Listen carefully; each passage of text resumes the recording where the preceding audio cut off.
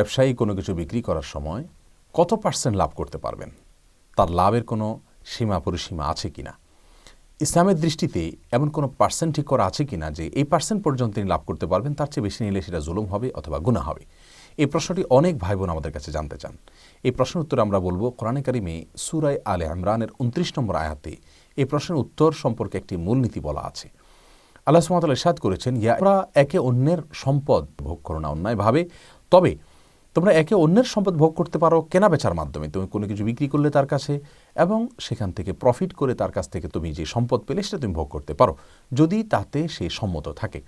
এই আয়াত থেকে একটা মূলনীতি পেলাম আমরা, তা হলো বিক্রেতা যদি কোনো সম্পদ বিক্রি করার সময় কোনো মূল্য হাঁকেন আর ক্রেতা যদি তাতে সম্মত হয়ে যান, সন্তুষ্ট চিত্তে যদি সেটা তিনি নিতে রাজি থাকেন এবং নিয়ে নেন, তাহলে সেক্ষেত্রে বিক্রেতার জন্য সেটা জায়েজ আছে। এইখানে কিন্তু কোনো পার্সেন্ট ঠিক করে দেওয়া হয়নি। নবী সাল্লাল্লাহু আলাইহি ওয়াসাল্লামের কোনো হাদিসেও এরকম কোনো সীমা পরিসীমা ঠিক করা হয়নি যে বিক্রেতা এর বেশি লাভ করতে পারবে না, 1 গুণ 2 গুণ অথবা এই পরিমাণ, এরকম কোনো সীমা ঠিক করে দেওয়া হয়নি। তাহলে মৌলিকভাবে বিক্রেতা যে কোনো পরিমাণ লাভ হাঁকতে পারেন, ক্রেতা যদি রাজি থাকেন নিতে পারেন, আর নারাজ থাকলে তিনি না নেবেন। তবে এক্ষেত্রে 3টি কথা আমরা মাথায় রাখতে হবে খুব গুরুত্বের সাথে। তার প্রথম কথা হলো যে বিক্রেতা এরকম কোনো মিথ্যার আশ্রয় নেবেন না যে মিথ্যার ফলে কিন্তু ক্রেতা নিতে রাজি হয়েছেন। যেমন বিক্রেতা যদি বলেন যে আমার আসলে এত টাকা দাম পড়েছে এটা কেনা, আসলে এত টাকা পড়েনি, ক্রেতা বেচারা মনে করেছে তাহলে তো ঠিকই আছে, খুব বেশি দাম তিনি চাননি, তিনি নিয়ে নিলেন, তাহলে এক ধরনের ধোকায় তিনি পড়ে গেলেন। এরকম মিথ্যা কথা বলে যদি তিনি বিক্রি করেন এবং অতিরিক্ত মূল্য নেন, তাহলে এটা নাজায়েজ হবে।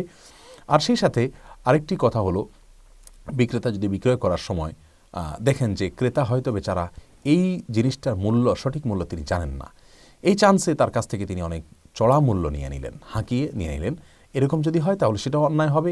নবী সাল্লাল্লাহু আলাইহি ওয়াসাল্লাম বলেছেন, মান গাশশানা ফালাইসা মিন্না, যে ধোঁকা দিল সে আমার উম্মত হতে পারে না, কারণ তিনি ধোঁকা দিয়ে অতিরিক্ত এবং চড়া মূল্য নেন, এটা তার জন্য নাজায়েজ হবে না। যদি তিনি মিথ্যা কথা না বলেন, কত দাম পড়েছে এসব কথা বললেন না, তারপরে ক্রেতা তিনি নতুন কি পুরাতন সেটা তিনি জানেনও না, কিন্তু তিনি তার মতো করে দাম চেয়েছেন আর ক্রেতা তাতে সম্মত হয়েছে, তাহলে বিক্রেতার জন্য এটা জায়েজ হবে। নির্দিষ্ট কোনো পার্সেন্ট ইসলামী শরিয়া ঠিক করে দেয়নি। এখানে ইসলামী শরিয়া বিষয়টি ন্যস্ত করে দিয়েছে ক্রেতা বিক্রেতার উপরে। তারা উভয়ে যদি সম্মত হয়ে কোনো একটা দাম নির্ধারণ করে, ইসলামী শরিয়াত সেখানে কোনো প্রকার বাধা আরোপ করে না। এটা হলো মৌলিক বিধান। তৃতীয় যে কথাটি খেয়াল করতে হবে তা হলো, একজন মুমিন, একজন মুসলমান, তিনি বিক্রি করার সময় ক্রেতার খুব বেশি কষ্ট না হয়, খুব বেশি লাভ করে অনেক বেশি সম্পদ আহরণ করার লোভ তার ভিতরে যেন না থাকে, এ বিষয়টি খেয়াল করা উচিত।